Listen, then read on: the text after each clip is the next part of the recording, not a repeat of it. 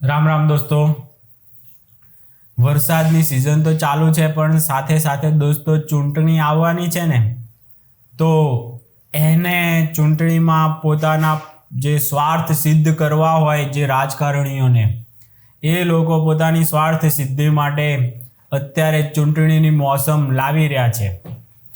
અત્યારે અલ્પેશભાઈ કથિરિયા, ખબર જ છે દોસ્તો તમને, કે ના ખબર હોય તો હું તમને કહી દઉં કે એમણે એક પોસ્ટ મૂકી કે સમગ્ર ગુજરાતમાં પાટીદાર સમાજના દેખીતા પ્રાણ પ્રશ્નોને લઈને આગામી તારીખ 28/6/2025 શનિવારના રોજ ગાંધીનગર મુકામે પાટીદાર આંદોલનથી જોડાયેલા મુખ્ય આંદોલનકારીઓ અને લડાયક સામાજિક આગેવાનોની એક ચિંતન શિબિરનું આયોજન કરવામાં આવેલ છે. જય સરદાર, જય મા ઉમા ખોડલ. આવી પોસ્ટ દોસ્તો બધા જ આજ same to same copy paste કરી અને બધા ફેરવી રહ્યા છે, જેટલા પણ કહેવાતા પટેલ સમાજના બની બેઠેલા આગેવાનો છે. કારણ કે હવે આ લોકોને પટેલ સમાજ સાથે કાંઈ લેવા દેવા રહ્યા નથી. જ્યારે એ કોઈ પાર્ટીના પટ્ટા પહેરી લીધા, એમના ખીલે બંધાઈ ગયા, તો પછી હવે એમને પટેલ સમાજ સાથે કાંઈ લેવા દેવા નથી. હવે પટેલ સમાજે એ લોકોને સમગ્ર સમાજના હિત માટે કામ કરવા સોંપી દીધેલા છે. હવે આ લોકોને અમારા જો કોઈ પ્રાણ પ્રશ્નો હશે ને, તો હવે અમે નવા આ લોકોને અમે જ બનાવ્યા છે, તો અમે નવા હીરો બનાવશું. અમારા કંઈ વાંઝણી થોડું છે પટેલ સમાજમાં, કંઈ હવે નવા હીરો બનતા બંધ થઈ જશે એવું થોડું છે. પોતાના પ્રાણ પ્રશ્નો હશે ને એ યુવાનો ઉઠાવશે, જે હાર્દિકે ઉઠાવ્યા હતા, અલ્પેશભાઈ ઉઠાવ્યા હતા, બધાનો આપણે આભાર માનીએ છીએ. પણ હવે તમે ખીલે બંધાઈ ગયા છો, હવે તમે અમારા નથી રહ્યા, તમે પટ્ટા પહેરી લીધા છે. હવે પટેલ સમાજના કાંઈ પણ પ્રાણ પ્રશ્નો હશે ને, તો પટેલ સમાજમાં એટલી તેવડ છે કે પોતાના નવા યુવાનો બનાવશે અને એ લોકો ઉઠાવશે એ સવાલો અને એ પ્રાણ પ્રશ્નો હલ કરશે. તમારે કોઈએ આ બધા હવે અમારા પ્રશ્નોને ઉડતા તમારા ખભે લઈને ફરવાની જરૂર જ નથી. તમે હવે બધા સમાજના થઈ ગયા છો, તો તમે હવે એવા પ્રાણ પ્રશ્નો ઉઠાવો જે દરેક સમાજના હિતલક્ષી હોય. ઘણા બધા એવા પ્રશ્નો તમને મળી આવશે. તમારે માર્ગદર્શન એમાં જોતું હોય તો અમે આપશું. એવું માર્ગદર્શન ખાલી લેવા માટે તમે પટેલ સમાજને વિનંતી કરી શકો છો. એનાથી વધારે તમારે હવે અમારું કાંઈ કરવાની જરૂર નથી. અમારા મુખ્યમંત્રી અમે બનાવ્યા છે, અમે જેટલું કરવાનું છે ને અમે બધું કરી રહ્યા છીએ. એના માટે તમારે હવે કોઈ પણ જાતના પ્રશ્નો ઉઠાવી અને ખોટું પાટીદાર સમાજના યુવાનોને શહીદીના માર્ગે નથી લઈ જવાના. હજુ હમણાં જ તમે ગોંડલ જઈને આવ્યા, તો એમાં એક પટેલ સમાજના યુવાનને જ શહીદ કરી નાખ્યો. હવે કેટલાનો તમારે ભોગ લેવો છે એ નથી સમજાતું. હવે અમને સૌથી મોટો પ્રાણ પ્રશ્ન તમારે બહુ અંદરથી ચૂલ ઉપડી જ હોય પ્રાણ પ્રશ્નો ઉઠાવવાની, તો સૌથી મોટો સળગતો મુદ્દો અત્યારે અમિત ખૂંટનો છે. એના પરિવારને ન્યાય અપાવવાનો છે.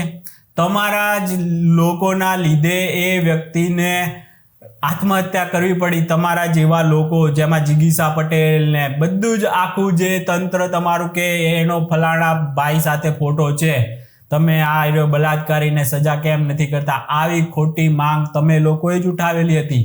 તમારા જ જિગીસાબેન ને તમારા જ લોકો હતા બધા, જે લોકોએ એ અમિત ખૂંટને મરવા માટે, આત્મહત્યા કરવા માટે મજબૂર કર્યો. એણે કાંઈ ખોટું નથી કર્યું. એનું મેં છે ને પ્રૂફ એ સગીરા હાથે મેં ખુદ વાત કરી હતી. એણે કોઈ કેફી પીણું એને પીવડાવ્યું જ નહોતું, એવું ખુદ સગીરાએ મને કીધું છે. એટલે હું ડંકાની ચોટ ઉપર કહું છું કે એને ખોટો હની ટ્રેપમાં ફસાઈ અને બદનામ કરવામાં આવ્યો છે.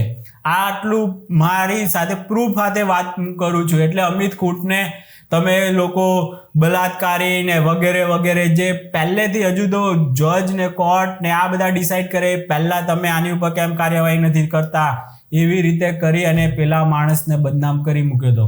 એ બિચારો તમને ખોડલધામમાં મળવાય આવ્યો હતો, તમારો એટલો એ આદર કરતો હતો, પણ તમે લોકોએ જરાય એની સામું જોયું નહીં અને જેમ ફાવે એમ પોસ્ટો મૂકેલી હતી. હજુ જિગીસાની એની પોસ્ટ હજુ એમની એમ છે જ. એટલે ખોટી હું વાત કરું છું એવું છે જ નહીં. તમે લોકોએ એવું દબાણ કરીને એને બદનામ કરી મૂક્યો હતો. તમે એકલા નતા, બધા જ હતા બદનામ કરવામાં. બાજારો મીડિયા સૌથી વધારે આગળ પડતી છે, જે પટેલ સમાજની પ્રગતિ જોઈ જ નથી શકતી, એને આંખમાં કણાની જેમ ખૂંચે છે. તો તમારે જો ખરેખર પટેલ સમાજની બહુ ફિકર હોય તો હમણાં જ નરેશ પટેલને બદનામ કરતા હતા ત્યારે ક્યાં જતા રહ્યા હતા? તમે બધા તમારે જ્યારે ખરેખર જરૂર હોય ત્યારે તો ઉઠાવતા નથી સવાલ. અને હવે જ્યારે ખબર પડી કે હવે આપિયાઓ જીતે છે, થોડુંક આશા બંધાણી છે, જો અહીંયા મને ટિકિટ આપે એમ હોય, મારી કન્ફર્મ ટિકિટ હોય તો રહું, નહીતર તો નવો પટ્ટો, નવો ખીલો, નવો દાવ. પેલી રેસમાં તો કેટલા ખીલા ફેરવ્યા એને તો. કોઈ પાર્ટી એનસીપી જેવી પાર્ટીએ બાકી નથી રાખી, બોલો, કોઈ પાર્ટી બાકી નથી રાખી. કઈ રીતનું તમારું, તમે નેતા છો તો તમારા માટે હવે બધા જ સમાજના કોમન પ્રશ્નો હોય ને એવા ઉઠાવાય, અને છે જ કેટલા એવા પ્રશ્નો છે જે તમે ઉઠાવો, હિન્દુવાદી નેતા બની શકો છો અને તમે હારામાં હારું પોતાનું રાજનીતિ કેરિયર બનાવી શકો એમ છો. પણ ક્યાં સુધી હવે પટેલ સમાજને હાથો બનાવશો તમે?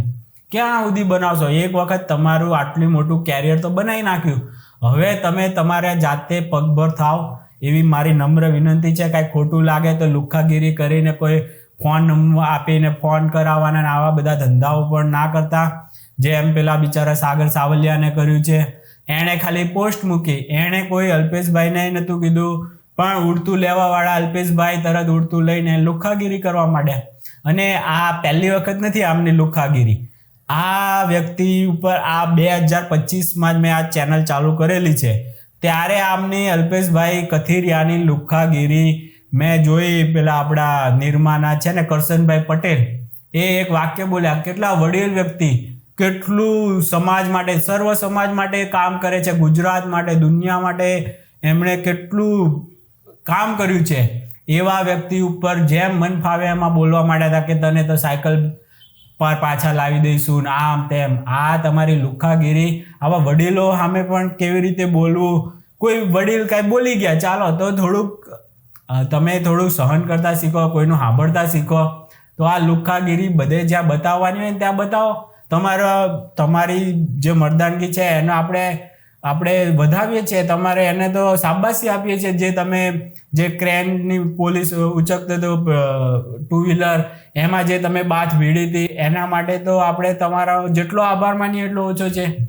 પણ જ્યાં તમારી મર્દાનગી બતાવવાની હોય ત્યાં જ બતાવો. બીજે આડેધડ તમારું શક્તિનું છે ને દુરુપયોગ કરવાનું બંધ કરશો ને તો જ તમારું ફ્યુચર સેફ બનશે, સારું બનશે અને લોકોમાં તમારું પ્રતિષ્ઠા વધશે. બાકી તો તમે આ જે તમે કરો છો લુખ્ખાગીરી, ખોટું બિચારા સાગર સાવલિયાને જેમ ભાવે એનો ફોન નંબર આપીને બધા એને ફોનથી ધમકીઓ આપે છે, લાવ તારો એડ્રેસ ને આમ તેમ. આ શું છે? આ પટેલ સમાજ અંદરો અંદર લડવા માટે તમે આ બધા પ્રાણ પ્રશ્નો ઉઠાવો છો?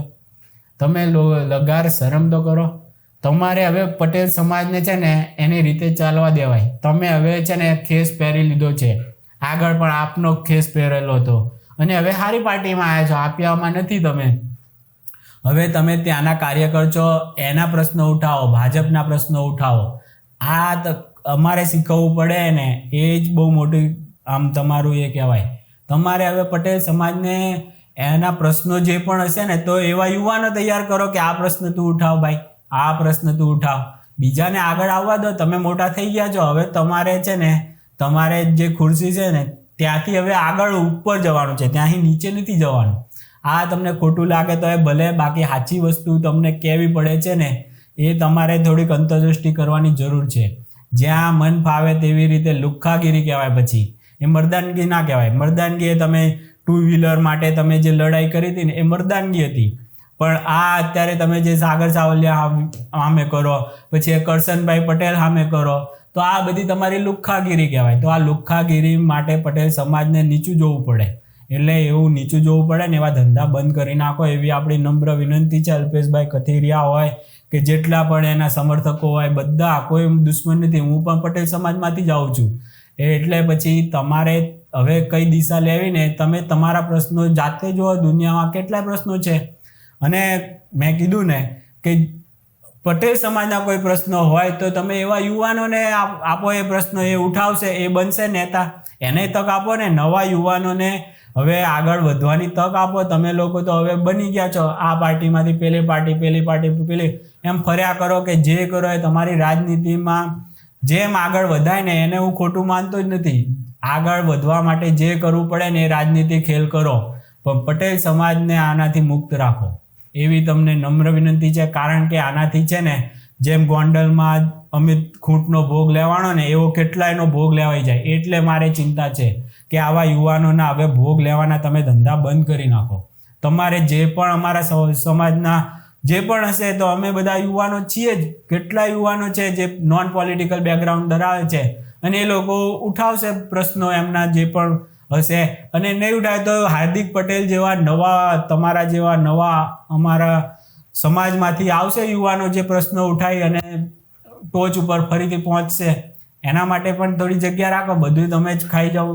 નવા યુવાનો માટે થોડીક જગ્યા રાખો અને એના માટે એ પ્રશ્નો રહેવા દો. હોય તો પણ આવા કોઈ દેખાવમાં તો આવતા નથી પ્રાણ પ્રશ્નો, પણ હોય તો એ પ્રાણ પ્રશ્નો ઉઠાવશે અમારા યુવાનો.